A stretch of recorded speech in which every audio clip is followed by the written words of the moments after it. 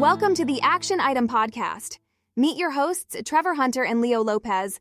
They dive into their personal experiences and client stories, discussing hurdles, struggles, and successes. And at the end of each show, you'll get a simple action item that you can put in play today to make a real impact on your business. So, welcome to the Action Item Podcast. I'm Trevor, and I have Leo here. Hello, everybody.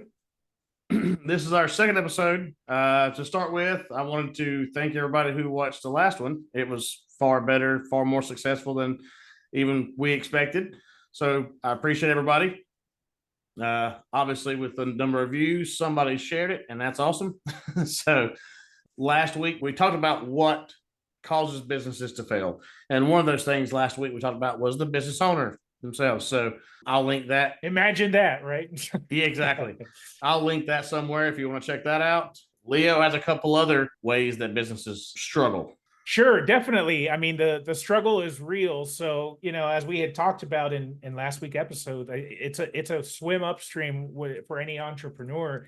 The odds seemingly are stacked against you in a lot of different ways. But in the many ways, when the odds are in your favor. So, but if you do any scouring of books and online, ChatGPT, whatever you're looking at, research, Google, usually you can boil things down to three major areas where, or three major factors that contribute to the failure of a business. And so the first one is the lack of a market need or a lack of positioning the business. And what does that mean? Well, that means that maybe the business that has started or is being started doesn't have sufficient demand. Maybe there's not really a market out there. And so maybe the entrepreneur kind of misjudges the market or it could be that doesn't really solve a problem. So, and there's a myriad of examples we can go into around that. And I'll tell you guys, I mean, we talk about this as related to new businesses, but, you can definitely apply some of these principles and understand some of these reasons to your current business. I mean, because, Blockbuster, anybody, it's like things can shift, but that's a whole other topic. The second one is insufficient capital. Obviously, money, unless you are fortunate enough to have a lot of stacks of money, that's definitely very problematic, definitely a barrier of entry. And I think the third and final one I extracted is kind of poor management and planning. But, for the purposes of today's episodes, we're going to focus on this lack of market need or lack of market positioning. So, and again, what does that mean? Maybe you've gone into a market that is heavily saturated, or maybe you're not positioning your business according to the community or to the potential customer demand that you have. So, and I think this is a good time. You and I were having a conversation about this offline, Trevor, where you're not exactly in 100% agreement that, around some of the market demand stuff. I know you want to tell us a little bit about that. Yeah. So I think there's a demand for nearly everything from someone. Now, and obviously there's some outlandish ideas that, hell, a pet rock was a popular thing at one point in time for like 7 minutes. You go to a city and you see 4 Starbucks on each corner, so just because you have a landscaping company or restaurant or whatever, market saturation probably is not, in my opinion, is probably not the problem. It's you haven't accurately figured out what your value prop is, which the value prop is why someone should choose you over the competitor that you have. I see a lot of business owners that point, it's their fault. It's they're bad mouthing me. They're doing fake reviews on me, or they're doing this, or they're doing that. And we hear it all. And sometimes they're legitimate, gripes. And granted, we are talking smaller business here. You've had more experience with the bigger businesses. I've had a ton of experience with the smaller stuff. Well, no, you've done a ton of with startups too. So that's Well, that's not there's a universality, obviously, from a large corporation to a small business. I mean, the same things that can kill your business, small and startup, can also kill your business, even like we said, established, right? of course. So yeah, but definitely, I could see where this might be different. Like I still feel that the saturation stuff is a barrier. Like if I want to sell shoes online, like there's like, it's like a dime a dozen, right, of online retailers. I tell people, I really think that people need to either do something different or better than the competition Yes. if you want to survive in saturation. But if you don't, then you're setting yourself for failure. And a lot of people, I think you used the example, I think in our last episode, that you had a friend that wanted to start a hat business. Mm-hmm. Right. And I think that would be good, to talk about how you felt that was not positioned well or not aligned with his market. So That's I a think great that's example. a perfect case study of why not start this hat business, right? Yep. Okay. So I know what his intention is. I'll go buy, $10,000-$12,000 worth of inventory. I'll call it Trevor, have him build me a badass website, and the business will come. And the reality of that is if he was in a position to, or he actually is, he can afford to, but he probably shouldn't, throw $100,000 at marketing and get himself positioned in the searches and in search and in pay-per-click ads and in everywhere, then yeah, he could succeed very, very quickly. The other way is to build a huge social media following. And then you don't need that, but that takes time. So my business or my thought process for this is more for small businesses. Online businesses have two paths: time or money. And time is, I have time to build social media. I have time to build tons and tons of content, so I rank on Google, or I throw money at the problem. That's it. There's time or money. There's no other thing for online businesses. So building that hat business he didn't have the social media following. He does have the money, but should he spend $100,000 of his money to build a hat business when he's building, he has a good business. He's doing $1 million a year digging with skid steers and excavators and stuff. So, but does he want to take $100,000 and spend it toward, a hat brand? Probably not. So online saturation is a huge variable. Local saturation for an ice cream shop or a restaurant or a landscaper or an electrician or whatever, I don't think that matters. If there's 12 electricians in your town, you got to figure out what your niche is and go after that.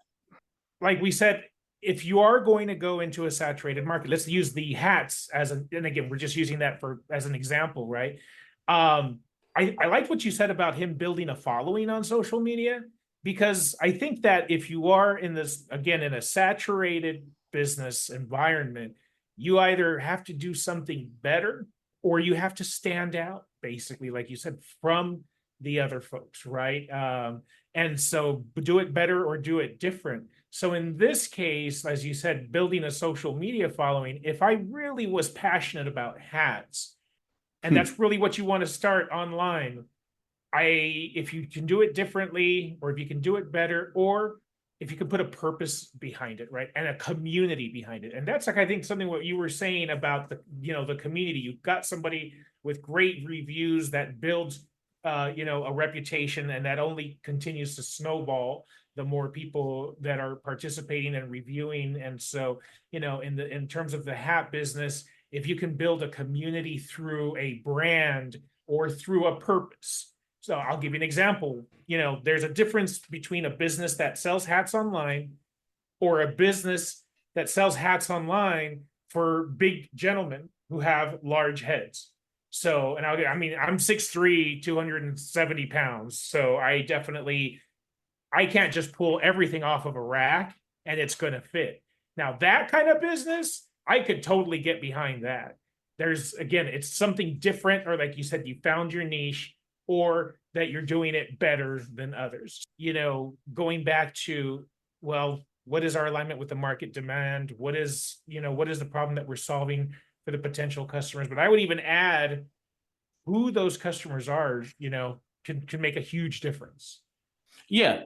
So to that point, knowing who your customer is, people probably get tired of examples, but I have examples for everything. There's a restaurant where most of the demographic is literally probably 50 years of age or older. I don't like his spaghetti very much because it's very bland, but we're in North Carolina and most of his audience is 50 plus. So is this like a diner or something, or why is it's just a Italian restaurant, but it's a very bland spaghetti sauce. Welcome. This is where old people come to dine. I mean, but he does $100,000 a week. No, he does about 80 a week of serving old people bland spaghetti. Well, you might, if somebody went in, it's like, that was a young, adventurous person would be like, well, let's spice up this spaghetti. I've thought the same thing when I go eat there, but that would kill his market. Now his market's dying anyways. I know, right? Well, but there's people aging in the US, right? The US is aging. So, hey, I don't think the next 10, I feel like the 40 to 50s now probably have a different flavor profile. Yeah. In the 50 to 60s and 60s and 70s now, I think. Yeah. I think sometimes though, and you kind of make an interesting point. He already has a community, sounds like that's already, built and established and follows him to the ends of the earth or until, the grave at this point. They do. He shouldn't mess that up. But yeah. So our strategy for him was how do you not mess that up, still gain a new audience? So we're in Bible Belt, North Carolina. So, bringing alcohol in probably wasn't the best idea, but we brought in some pizza. We brought in some other things like that does bring in, and then brought in built an outside patio area. And that's done a really good job of keeping the core demographic happy, but then bringing in some outside, interests as well. So he knows his demographic and made decisions to keep the demographic, but also bring in new. And knowing what your customer base is, and most people don't know what their customer base is. Most people don't know what their best product is. I think I told you this. I had one guy that was fussing about, we do a lot of restaurants, so a lot of my analogies will become for restaurants, but he was fussing about the cost of he was fussing about the cost of roast beef. And he was like, I don't even think we sell that many of them. So I pulled up his POS and was like, it's literally your number 2 item, dude. Right. Right. So, yeah. Knowing your business. Is this a good pivot to the story? Yeah, no, well, I think in terms, this is a good place. Look, the key point is, and you kind of hit the nail on the head. It's knowing your business, knowing its place in the community or audience or wherever that may be, whether it's online e-commerce, whether it's, you're at a flea market or you do flea markets or farmers markets, or whether you're brick and mortar. At the end of the day, and I do see this, I got to tell you, before we move forward, I see a lot of examples in this. I had a family member who purchased a very expensive El Pollo Loco franchise, which is a Mexican chicken franchise. I don't know if you guys have them back east. I know they're in LA. I'm not sure. Have them, but I've had them before. Which is the crazy chicken. But he bought the space, and it's in Beverly Hills. And it didn't do well. I wonder why, right? But Beverly Hills is obviously a more affluent part of Los Angeles. And sad to say, but I think you might have wanted to choose something that's better aligned to a more modest income or something, or maybe the tastes of your customers. Again, I'm not saying a fast food restaurant can't make it in Beverly Hills, but that's probably not the first place, at least I would think, I would want to put that, for sure. And I'll tell you a story too. I grew up in, so I'm from Los Angeles. I'm from the San Gabriel Valley, we are predominantly Asian. We are. I mean, that's the community from all parts, Chinese, Vietnamese, Korean, you name it. Big melting pot. I have seen restaurants that try to come in like to start burger joints or kind of the other just American fare. And then they're gone. And then usually replaced by a Chinese, Vietnamese, Korean, or Asian restaurant of some kind that's wildly successful. And I mean, it's like, look, it's just the reality of this region, of this demographic, of the age group in our community. So again, going back to the community, you know, corn dogs, burgers, and fries and stuff like aren't going to cut it here. They just won't, you know? So yeah, so there's definitely something to be said about that. So, all right. So we've talked a lot about kind of a few examples of why this kills businesses. How do we stop that from happening, basically? And so the first place I would start, and this is again, whether you're starting a business, in business or not, the first place to start is you've got to sit down. I mean, make the time. We're all busy, especially if you're in business, you're super busy, but you got to set 1 hour at some point, sit down and do something called a SWOT analysis. Now, have you heard of what a SWOT analysis is? Yeah, well, I mean, with you, it's Okay. not something it's not a term we use. SWOT analysis stands for, it's 4 words. It is strengths, weaknesses, opportunities, and threat. You look at your business and you look at the 4 things. The first one is the strengths. What are the things that your company does well? And be honest with yourself. This is kind of like an opportunity. Don't lie, do this with yourself or do this with your co-founders or even employees. What qualities separate you from your competitors? And again, this is what we're talking about, the differentiation, right? What are the internal resources you have?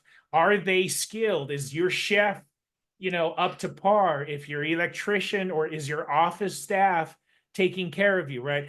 And then kind of looking at your tangible assets. I mean, do you have a, proprietary system? Like, I mean, I know you like to build AI tools that, aren't really publicly available or are your own custom applications. So those are the things that that's kind of what brings you strengths in a business, right? So, so I think it will even be more applicable if we try to put focused digital marketing, and I know you're kind of raising your eyebrows right now, but why don't we put focused digital marketing through this very quickly, right? So give me one strength that you say, or a quality that separates you from the competitors. So I think focused digital marketing will be our guinea pig for this SWOT analysis. Oh, really? Okay. Yeah. What separates you? What makes you different from all of the other people that build websites, do SEO or digital marketing for other companies? I'm putting you on the spot here. So. Yeah, I was trying to think. Yeah. Or what does your company do well? Or think about your internal resources, experience kind of stuff. Like what makes you apart? Because those are all your strengths, right? So, probably, and I don't even know how to articulate this, but I personally have a hand in about everything, which is terrible for scalability.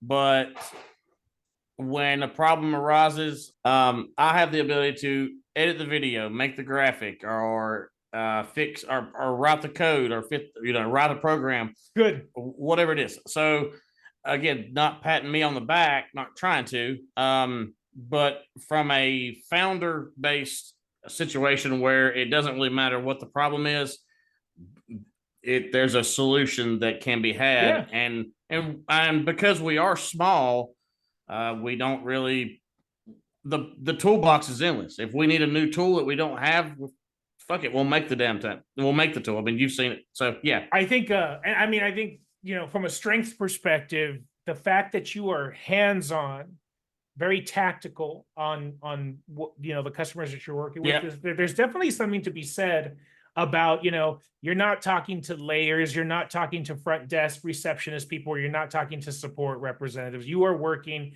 with the folks who are hands-on to every step of the way of your program. And so that is a high touch level of service. And that is something that can differentiate you from everybody else. And, I'm not going to get into the state of customer experience and customer service. That's a topic we're going to be hitting in the not so far future.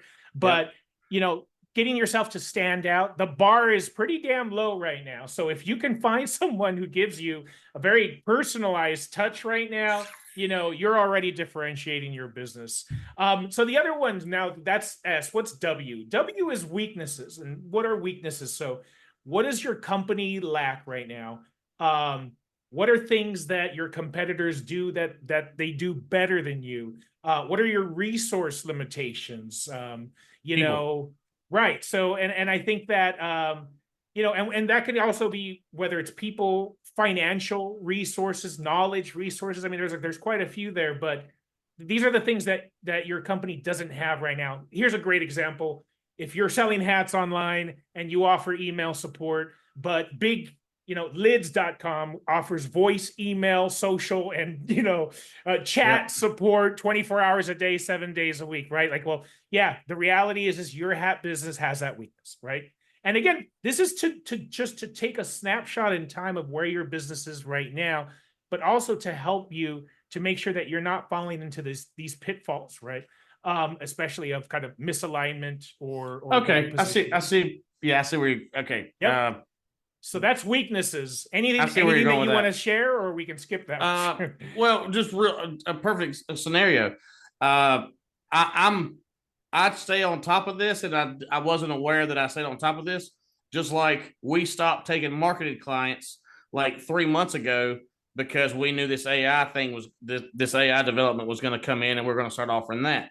So I knew my weakness was people. I didn't have enough staff to do that. Gotcha. So I made the decision to stop accepting marketing clients. Gotcha. So I was essentially using this. I just didn't know what it was called. A lot of business best practices, a lot of this knowledge, I feel is pretty intuitive. It's just a matter of exposure and experience to some of these things. But when you kind of go through them, you kind of think, you know what? This was not actually as complicated as I thought, right? So, and I think every business owner kind of does this intrinsically or, figures it out at some point. So let's move to opportunities. So here's a fun category. What are the opportunities that, affect your business right now? So maybe you don't do any press or media, or you don't come out in any newspaper. Maybe, let's just say, for example, there's not as many competitors in your area, or maybe that market is underserved. This is where you start thinking about what are things that are out there that I know about my market and what I know about my business that I think are opportunities. And I'll use a quick example of Calltastic. We help startups and small businesses. I think we haven't really gone into a lot of the entrepreneurial communities in Los Angeles as much as I'd like to. So if I was doing my SWOT analysis, opportunity would be to raise the level of awareness in the entrepreneurial community, whether it's, nonprofits or whether it's meetups or network groups and all of the resources out there. So that's kind of what I see. Again, this opportunity are things opportunities could be potential for your business. Yeah, right? It's almost missed opportunities. Yes. It's opportunities that you're not currently taking advantage of. Absolutely. Okay. Absolutely. Okay. Anything come to mind? Oh, I mean, tons. I mean, yeah. It's we're bound by time. I mean, right. There's a million ideas and a million things that you can do to make more money, but when you're running full tilt, it is what it is. That goes back to the resources thing. But again, and the purpose of this exercise is this is not going to fix everything, but this is meant to give you a clear picture of where you stand and take some time, and then put these somewhere in your brainstorm or wherever on your fridge. Ideas for the future, long term. I had an old CEO that used to present a slide, and I don't know who made this quote, but the quote is something to the effect that a business is more likely to die because of indigestion than lack of opportunity. And that was really meant towards talking about kind of these infinite opportunities, but limited resources. And that if a business takes on too much, it can definitely kill itself, right? Very quickly. We literally have the discussion probably once a week of, yep. Do we want to? I mean, we literally had the conversation, me and my business partner, an hour ago of a potential pivot. You know, do we want to add this other thing in to the thing that we have right now that's working? That, you know, I mean, we have a year's worth of work with this thing, but if we do this other thing, we could. It would be a better offering. But, you know, how do you do it when you have a year's worth of work scheduled? You know, or not a year, but the rest of the years of the work scheduled. I mean, and the decision is, can you get the right people in place to do that? And, you know, a lot of times some people can, depending on the industry, some you can't. So yeah, I mean, I get it completely. Very good. So last and not least, threats. Now, these are the things. Now we're really talking about the things that we are looking at in our community, in the political spectrum, in the economy. I mean, you know, you name it, everything in our environment that threatens our business. This could be more competitors showing up in your area, right? Or we talk about saturation, right? If your business is subject to regulatory changes or any political changes, even laws, of course, can be a threat to your business. There is a petition right now that is being worked on trying to convince, I think, the FCC to limit the ability of companies forcing you to call to cancel your product. Imagine what kind of an impact that would have as a threat to your business if customers didn't have to call you when they cancel. They could just flip a switch, right? And, you know, thinking of cable companies or other types of companies out there. Negative press, media coverage, bad reviews, right? That's a threat. Changing customer attitudes towards your company. I mean, you know, definitely, I think those things can really kill business. So what you want to do is find out what in the environment here do I see potential, creates a potential threat. So call-tastic, very quickly, AI, the most obvious one. If we provide outsourced services as part of some of the services we provide, the whole outsource industry is now at risk to a great extent because we have AI that's looking to automate a lot of the transactional things that are done by humans. So that's definitely a threat. Remember the conversation we had a few months ago? Absolutely. So anything that you think right now, I mean, besides the obvious, or maybe you do want to mention the obvious, is what do you see threatening your business today? Maybe I don't know. AI. I mean, let's talk about AI. Because we're honestly on the forefront of that. Honestly, well, because we have so much put into the AI project, if there was a very large lack of acceptance, a public lack of acceptance of it, that would hurt pretty bad. Yeah. I don't think that's going to happen, but if that did, that would hurt. We'd have to fall back quite a bit. So it's going to be interesting to see how accepted it becomes. And then, you know, we talked about regulatory environment. You and I saw an article on LinkedIn where, and there have been discussions around privacy and the use of AI and kind of like, you know, so if you were thinking, I'm going to put an AI bot and to provide customer support for my business, you know, whatever that may be, but then there's some kind of regulatory law or regulations that come out saying, you know, you have to identify as an AI and you can't do X, Y, Z. I mean, so there's, again, I think there's no shortage of threats to your business, but focus on big things that you think can really change what you do. Obviously, if you were a VCR and, you know, DVD repair shop, maybe a few years, you know, ago, right? Like, there's definitely would have been some threats there. And how do you overcome them as a business? So again, the SWOT analysis is meant to get you thinking or writing down every aspect of your business.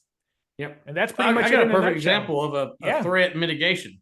There you go. Many years ago, when I was way younger, we're talking the late 90s, early 2000s, car audio was in its heyday. Yep. I mean, it was huge. And one of the shops kind of about 2 hours from me that was pretty nationally famous during, the heyday of it, he closed down. He closed the business and made a full pivot to home automation. And this was like in 2000, 2001, home theater, home automation. Wow. And when we went down there, he still has a shop, and we were buddies back then. So when I thought it was absolutely bonkers to close down a thriving business. Right. He's like, it's short lived. Right. And he probably could still exist today, but now he's putting all of the home automation and home theater in every multi-million-dollar house, basically within driving range of him. He went from a successful car audio company to a massively successful home automation company, but he saw the writing on the wall. He knew it was coming. He mitigated the risk and pivoted into something that, he could take his experience and still and made it into a very successful business. That's a perfect example of a business owner kind of reading the writing on the wall, so to speak, and anticipating a major shift. Growing up in the 90s and being the car buff that I am, I absolutely loved car customization. I had custom stereos, my amp, my 2 12-inch speakers in the back, like the whole thing. And it was a thriving industry for a while. And it's a perfect example of, you started to see things happen. You started to see dealers start to do some of these customizations themselves, right? And so nowadays you can pick up a car and you've got packages, options, or accessories. So kind of, there's still obviously car culture out there and people who will go to these, but it's definitely not as prevalent as before. I mean, you can get cars with sports suspensions now, like out of the factory, they're coming that way now, right? So, whereas you had to get lowering springs and someone to install that kind of stuff for you, or even rims. So, that one was definitely very sad to see, because I did have friends, with car audio or with car custom shops. And it's, it was part of my childhood, but it eventually. Mine too. We grew up with lowriders. Just operated. Yeah. So my first vehicle was a lowrider. That's awesome. I growing up in Alhambra. It was the JDM stuff. It was the Japanese cars. So my Honda Civic 92 SI was my pride and joy. It had the little round butt and it was red. It looked like a tomato, but I had that slammed, bored out, exhaust, you name it. So, but anyway, I digress. I think for our next episode, we're going to continue to explore these topics and kind of those major areas, those 3 major areas that create challenges, struggles, or that basically kill businesses, startups, and small businesses. Any final words before we wrap up this episode? Anything you want to share? Yeah. So just a reminder, if you have a question for us, go to the website, theactionitempodcast.com. There's a section there where you can ask questions. I know there was questions in there from the last week, but I haven't had time to put that together yet. We'll touch on those in the next episode. Our action item for this podcast is to fill this out. Is that correct? SWOT. Okay. Look it up, SWOT. You can Google it. I'll take what you have here. Yeah. I'll whip it up or we can whip up a quick document that we'll post on our website to show you how to do it. It's very easy. Use ours, or take a piece of paper and divide it into 4 pieces and put your strengths, weaknesses, opportunities, and threats. At the very least, it's a self-awareness about you and your business that would absolutely be beneficial to anybody. I totally agree.